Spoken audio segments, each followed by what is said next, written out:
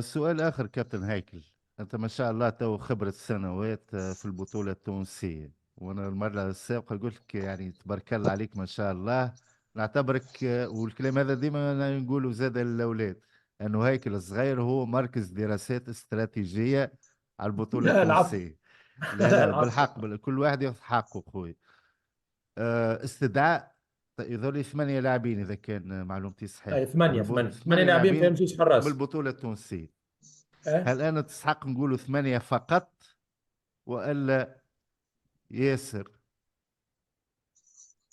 ياسر العدد، ياسر على المنتخب. أي يعني هل انا أنه من المنتوج الوطني المحلي هذا يستاهل أنه ندافعوا عليه باش يكون تواجد أكبر، ولا راهو 8 ياسر عليه ما لا، نستحقوش؟ هو هذا وجه هو ثمانية. القصد. هو ثمانية ماهوش ياسر. والمنتوج الوطني نتاعنا ما شاء الله راهو الحمد لله، يعني عندنا ملاعبية قادرة تمشي لبعيد. عندنا ملاعبية ما شاء الله عليهم يعني في البطولة نتاعنا، وما وقعش استدعائهم حتى للمنتخب، وما كانوش حاضرين باش يمشيوا للكان هذي.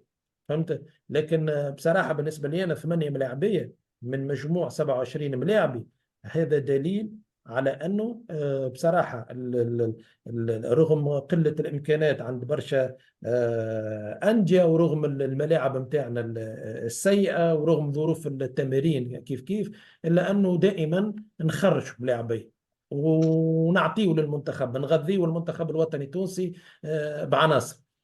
ان شاء الله القادم افضل.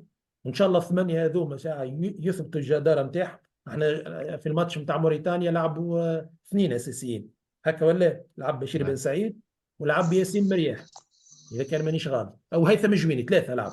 ثلاثة. ماتش موريتانيا لعبوا ثلاثه، يعني ثلاثه ملاعبيه على 11 في التشكيله الاساسيه من البطوله نتاعنا، صنع محلي. يظهر لي حاجه باهيه. ان شاء الله الملاعبيه الاخرين يزيدوا بالاحتكاك، يكتسبوا التجربه من خلال الكان هذيا، وقادرين ان شاء الله نزيدوا نطلعوا ملاعبيه اخرين ويمشيوا. فما ملاعبيه اخرين كانوا ينجموا يكونوا زادوا، اسامه بوقره مثلا.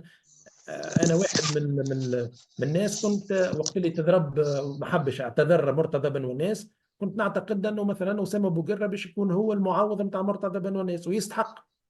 ملاعبي محترم جدا، وكان ينجم يكون موجود في القائمه هذه. ويعني ما امانه يعني الامكانيات نتاعو ما هيش بعيده برشا على برشا لاعبين جاونا من برا. وان شاء الله باش يكون ركيزه من الركائز الهامه في السنوات القادمه في المنتخب الوطني التونسي. يعني إن عندنا شاء الله. ملاعبيه وعندنا منتوج ان شاء الله بحول الله. شكون لاعبين راهو آخرين يستاهلوا الدعوة، يستاهلوا حسب رأيك الخاص يكونوا موجودين؟ أي كابتن أمان هيكل الله. عاد ما غير يعني. أمان الله والله. مميز. بس عليك امان الله باش تلقاه موجود على اليوتيوب هكا هو ذي. لا لا عادي يا اخي، هذا راي. فهمتك هذا عليك راي يا وهذا بس. راي تاع المنتخب. انا بالنسبه لي انا قلت لك، انا بالنسبه لي انا راهو الجمعيات الكل بالنسبه كيف كيف، ما عنديش فرق بين الجمعيات. وهذا راي. فما ناس تنجم تاخذ به، وناس واللي ما عجبوش راي له الحريه في ذلك، معناها عادي جدا. انا بالنسبه نعم. لي ممكن اسامه بوقره حسب رايي. هي في القائمه نتاع ال 27 لاعب اللي مشات من الاول، يعني اللي تم توجيه الدعوه عليها، نسبه الرضا كبيره يعني بصراحه ما فماش. اما في اصابه مرتضى بن والناس، كنت انا، هذا راي شخصي، نخيل انه يتم توجيه الدعوه لاسامه بوقره عوضا عن سيف الدين الجزيري، فقط مركز بمركز. خيارات اخرى، تفكير اخر، جلال القادري انه عيط البونتا مكان جوارد كلوار، هذيك حاجه اخرى.